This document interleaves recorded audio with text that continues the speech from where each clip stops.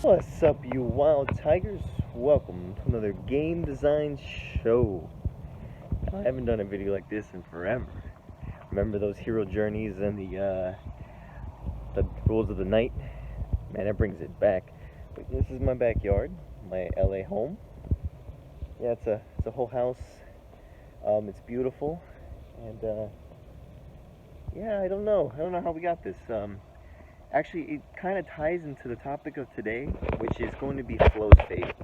Now, you might be saying, well, how does this match with flow? Well, let me tell you a story. So, a long time ago, I graduated high school, and before that, I was kind of lost. So I said, what do I want to do in my life? I want to go on the craziest adventures life could ever, and I wanted to live life to the fullest and to, well, travel the world and see things, right? So, that was like my little, like, idea, my dream, I guess. So I said, you know what, I'm going to do it. I don't know how, but I'm going to do it somehow. So I ended up working, and I ended up doing everything that I wanted to do to get me to where I wanted to be. And sometimes it wasn't easy, but, like, I'd get into this state of, like, we just got to go, you know? And I was thinking lately, I was like, I haven't really had that flow state, like, and it's because of certain situations. But then I realized, no, I really get hyper focused, and when I do get hyper focused, ooh, I'm off to the races. Now there are moments when you get off the focus, and that's something we have to talk about. It might be a different type of subject, less game design, more about, well, actually game design is this, but more psychology wise, more of like improving yourself. But we're not talking about that today. So, this video is going to be about flow state, the lens of flow state, how we can keep the players in the flow state, and to be careful not to go between boredom and anxiety, and to keep them in that right path so that way they're engaged in the game, there's no distractions, they're just on it. So yeah, so back to the story. So yeah, so I killed it. I pretty much achieved everything that I wanted to achieve. And then I went to the next thing, and to the next thing, and to the next thing, and to the next thing. Now that is funny. I'm not focused on one thing. I'm focused on 1,000 things, and then I focus on them hard for a little bit.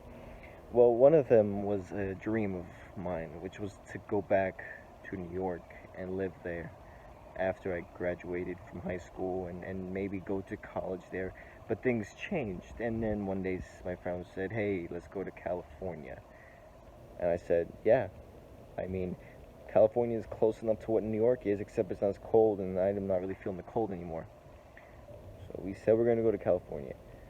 Well, as 2 years go by, he can't because of certain circumstances. So I said, all right, I'm gonna find another way to go to California. So I did, and I found someone, and I went to California. But to be honest, to be frank, it didn't go as planned. Like, I wasn't ready. I didn't know why I was going out there. So many things were happening where I was like, you know what? There's still more I gotta do. I gotta come back. So I came back, but I still said I'm going to California. And then 2 years later, after that, more like 2.5 years later, I'm here. And now we got this. And actually, now I'm able to talk about flow state in a way that can relate to you guys, because I didn't really know if I wanted to be a game designer or game developer or anything to do with games. I just wanted to build an app, and now I'm here. The best way to describe this is in a type of like mode. You switch from like I'm chilling to like I'm going to do this. And usually, to be honest, when you have this, it's like I'm going to get after it. Everything else doesn't matter. And sometimes people are like, "Are you okay?" I'm like, "No, I'm focused." So now, what I really want to talk about is the flow state when it comes to game design, okay? So I mentioned exactly how flow state can get you to go from point A to point B, and no matter what happens, nothing will stop you, okay? So now, when it has to do with the game design lens and all that good stuff, I want you to understand that there is a type of graph. It's going to be, we're going to have, let's say, the X and the Y. So Y is more like boredom, the X is going to be, Y is going to be anxiety, X is going to be boredom. So the idea is you want to get the player in the middle, where they're not, so it's not so easy that you like get bored, but it's not so intense that you get like anxious or you get like, frustrated. Okay, this is really key because there are a lot of games that I've played where I'm like, no, no, and that might be because of the hyper focus, where you don't really get into the game and you don't feel like you don't feel like anything's happening. I've played games, indie games like that. I've played AAA games like that. I've experienced movies like that, big. But it's it's something I think key to the player playing. Now the idea is to create a game where it resonates with enough players. It doesn't have to be every player in the world, but enough players. This is one of the most important lenses because it builds upon the player one. Player experience is in of itself like the gold standard. Okay? Player experience, the player, what do they need, what do they want, this is what the game's all about. Then you go, okay, now how can I get that player to keep playing this game on and on and on and on. Call of Duty is a great way of doing this.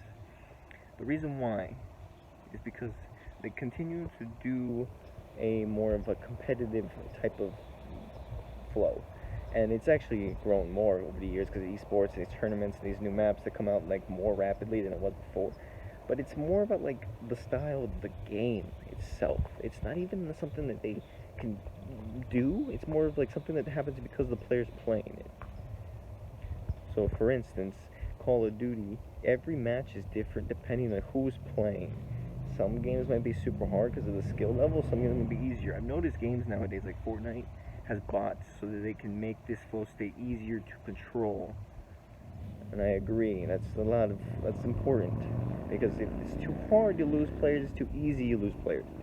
Depends on what game you want. Dark Souls wants hard players. They only catered those players.